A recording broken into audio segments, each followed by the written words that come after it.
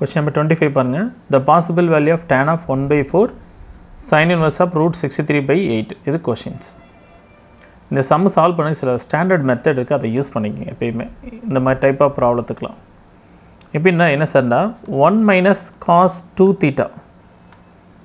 Okay, what formula நிற்கும்? 1 minus cos தீட்டாவுக்கு 2 sine square theta அப்படின்னு எனக்கு ஒரு ஃபார்முலா தெரியும்.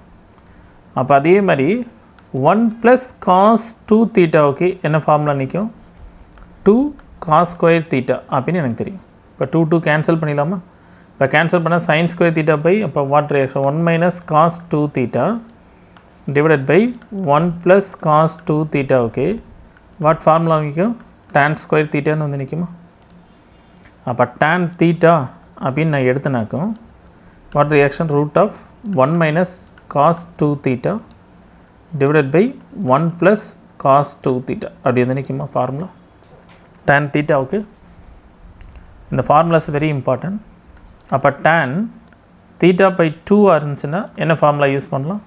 இப்போ 1 minus cos theta divided by 1 plus cos theta use பண்ணிக்கலாமா சார்? அப்போ tan theta by 4னா நாட் ஏ ப்ராப்ளம், அப்படி யூஸ் பண்ணிக்க 1 minus cos theta by 2 divided by 1 plus cos theta by 2.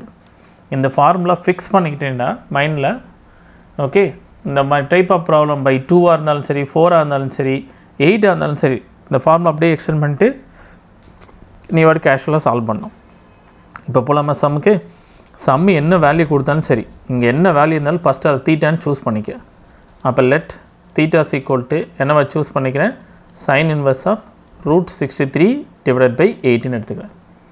அப்போ somebody tan of what reaction 1 by 4 sin inverse of root 63 divided by 8. இதை simply பண்ணிங்கன்னா tan of theta divided by 4. ஏன்னா 1 by 4 இது theta, that is theta divided by 4. இது கொண்டுனா அப்போ theta divided by 4னா அப்போ என்ன formula நம்ம யூஸ் பண்ண போகிறோம்? 1 minus cos theta by 2 divided by 1 plus cos theta by 2. இதான் சம். அப்போ இதை எக்ஸ்பிளைன் பண்ணால் அப்போ காஸ் தீட்டா பை 2 வேணும் எனக்கு, அது தெரிஞ்சுன்னா சிம்பிளி பண்ணால் வி கெட் ஆன்சரை. அப்போ அது எப்படி சார் கண்டுபிடிக்கலான்னா very simple. Already sine theta is equal sine inverse இருக்கா? அப்போ sine theta is equal to what formula use பண்ணிக்கலாம்? Root 63 divided by 8. இப்போ ரைட் ஆங்கிள் ட்ரையாங்கிள் கான்செப்டுக்கு வாங்க. சைனுக்கு என்ன formula? Opposite side root 63 divided by 8. அப்போ ஸ்கொயர் ரூட் ஆஃப் 64 மைனஸ் 63 ரூட்டை ஸ்கொயர் பண்ணால் 63, that is value equal to 1. அப்போ கொடுத்துக்க டேட்டா இருந்தால் என்ன கண்டுபிடிச்சிக்கிறேன்? காஸ் தீட்டா கண்டுபிடிக்கிறேன். காஸ் தீட்டா ஈக்குவல் டு பண்ணுறேன் 1 by 8 ஆயிடுச்சு. எனக்கு ஆக்சுவலாக என்ன வேணும்? காஸ் தீட்டா பை 2 வேணும்.